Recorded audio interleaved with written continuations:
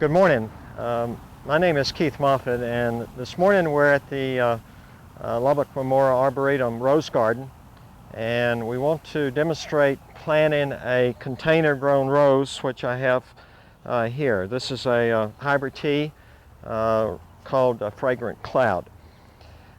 Before we demonstrate planting this container-grown rose, though, let me just speak to a couple of things in very general terms. As you perhaps know, roses, of course, need at least a minimum of 6 hours of sunlight a day. Of course, here in the Arboretum, that's not really a problem until the sun sets fairly late in the evening on the west. They certainly do get their 6 hours, at least in this general area. Also, as you look at potential sites for your roses, in addition to having a good amount of sunlight, you also need to ensure that they will be able to have good air circulation. And if you're planting a number of roses, you need to think about planting those roses about 3 feet apart, particularly if it's a hybrid tea or a standard upright bush. Now, on the other hand, if you're planting a shrub, you may want to consider 4 feet separation, because the shrubs do have a tendency, depending on the variety that you're looking at, to be fairly low to the ground and spread. So in those cases, you want to allow at least another foot. And that's very important, because although typically our climate is not that conducive to fungal diseases such as black spot, rust, powdery mildew, we do occasionally see some black spot. And by separating your roses, giving them plenty of space, you will ensure better airflow that way, and hopefully minimize any potential black spot problems. Of course, another site selection criterion that you want to look at is to ensure that your location has good drainage. By that, you could either have a sandy soil problem where water goes through much too quickly, or you have an area that's very compacted with caliche or clay, in which case the water doesn't go through very rapidly at all. In both of those cases, you could potentially have a drainage problem. Roses, they're not a xeriscape plant. They certainly require their water, but they do not like for their root system to stand in water. So you'll make certain that in whatever location you choose to use, that you do have good drainage. So certainly think about your sunlight exposure, a minimum 6 hours, good air movement, good air circulation, plant them at least 3 feet apart, and make certain that you have good drainage. As you notice, before we now plant this hybrid tea, I have removed the mulch already from around the hoe that we want to, or the area that we want to dig the hoe. Now, the reason I've done that is that this, although you do want to use mulch, this is a cypress mulch, and you need to be very careful if you are using cypress mulch in your landscape, that although it's an excellent mulch, it won't wash away or blow away as easily as some of the others. You do want to be careful that when you're planting something in that area, that you remove all of it away from the hole that you want to dig. You don't really want to turn over any of the cypress mulch into the hole itself. It's been demonstrated and proven over time that that will not only bind up the soil, but it will rob the soil of nutrients as well. So as you can see, I've pulled it all away, and now we will dig this hole. I'm putting the soil into the squirrel barrel, where I've already put in some soil amendment, a back to nature soil amendment. Generally speaking, you'll want to amend your soil with about 1/3 soil amendment to 2/3 dirt. Okay, we have dug the hole now and put it into the soil into the wheelbarrow. I had already put into the wheelbarrow some soil amendments, back to nature compost, and so we'll mix this up now fairly good and get this ready to backfill when we get the rose in the potting hole. Okay, again, I generally try to use about 1/3 to 1/3 soil amendment to 2/3 dirt. Okay. All right, we have the dug hole, or the, I'm sorry, we've got the, we dug the hole now, and as you can tell perhaps, I've dug it so it's slightly wider than the bucket, the container that the rose is coming in. Also, I've dug it deep enough so that soil level will come just right at or slightly below this bud union. This rose sits high in this bucket, and there's a very good reason for that, and that is this is a biodegradable pot, and when the nursery planted this as a bare root, they did not cut off any of the root system. So consequently, with the full root system intact, it will sit higher in this bucket than if the root system had been cut off anything substantially. So again, I've dug it deep enough so that the hole deep enough so that it will come soil level about here. Now, as I said, this is a biodegradable pot. The nursery purposely planted this rose in this type of a pot because there is some concern that when you use a plastic container or a bucket, people have a tendency to try to pull the rose out. And in doing so, we sometimes will lose the root ball, and of course if that happens, then chances are you may eventually lose the rose. It'll die on you.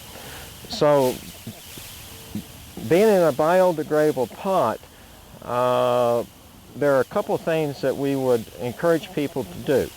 You can actually plant rose container and everything into this hole, but before you do that, you want to use this is a box cutter knife, or you can use a utility knife, and you need to make some slits, top to bottom, about 4 or 5 slits around the rose, around the bucket.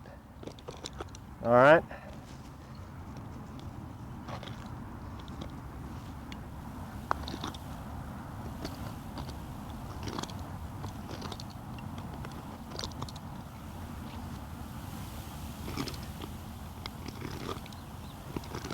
Now the idea here is I'm going to give you 2 options. Again, as a biodegradable pot, there's no problem in after you've made these slits, and you'll see that I'll break off the top. After you've done those 2 things, then you can plant everything in the hole that you've prepared.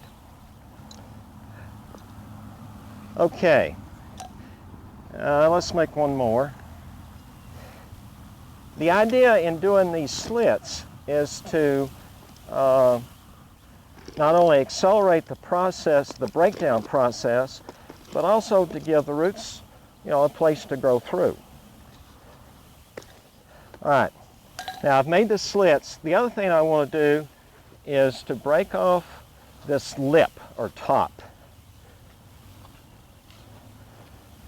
just like so.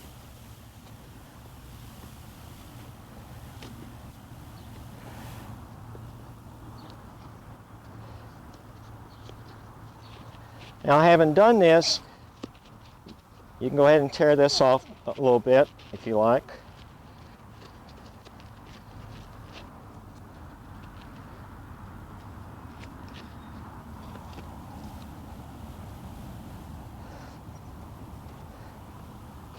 Okay. Now, as a biodegradable pot, this is all you need to do. One alternative for you is to simply pick up the rose like this, set it in your hole, and start to backfill. If you are at all uncomfortable in leaving the pot still around or the rose still in this pot, then what you can do is very carefully, you don't want to lose the root ball, but very carefully peel back these individual sections that you have created when you made the slits in the side, And in doing so, essentially what you're doing is removing the pot from around the rose, as opposed to trying to pull the rose out of the pot. So what you can do, but here again you want to be very careful because you do not want to lose the root ball, is do this. You can remove it like this, you see?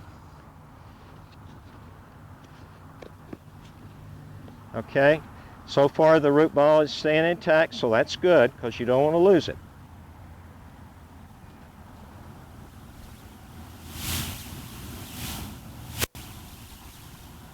All right.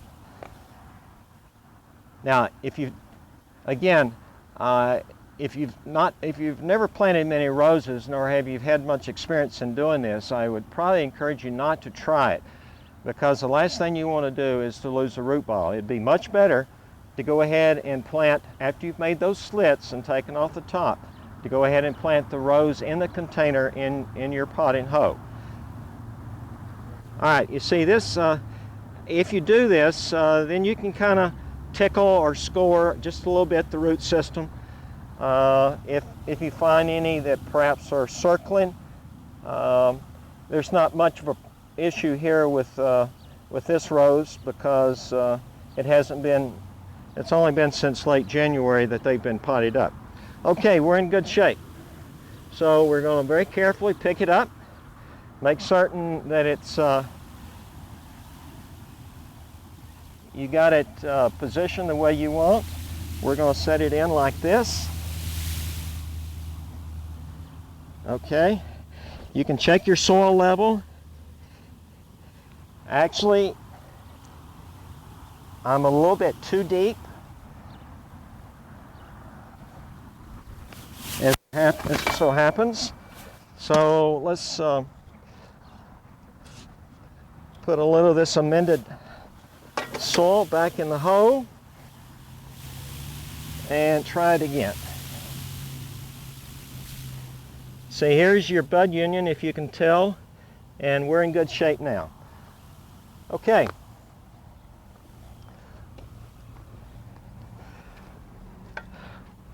We'll backfill this a little bit.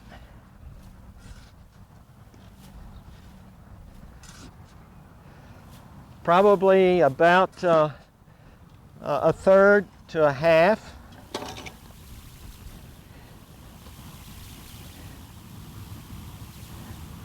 Now, some people enjoy using it and found it to be very helpful to use root stimulator in not only planting the rose, but for any bedding plant. If you do like to use root stimulator, now's the time to put some on.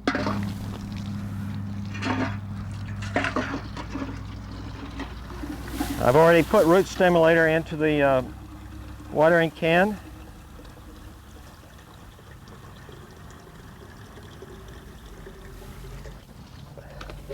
And we'll give this just about a third of a gallon is sufficient.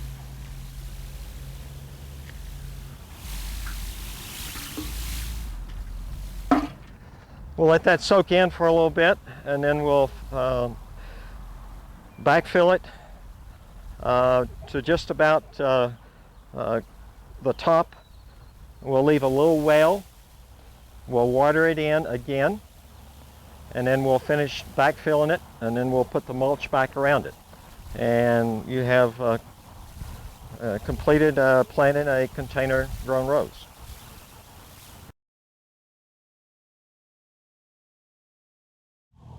As you notice, I did use some root stimulator, and you certainly can do that as you plant the rose. But beyond that, do not use any fertilizer on this newly planted rose for at least 30 to 45 days. You need to allow the root system to become established, and also perhaps the first series of blooms. Then, the first time you do fertilize this rose, however, please use only half strength of whatever fertilizer that you may choose to use. In subsequent monthly feedings, then you can go to full strength.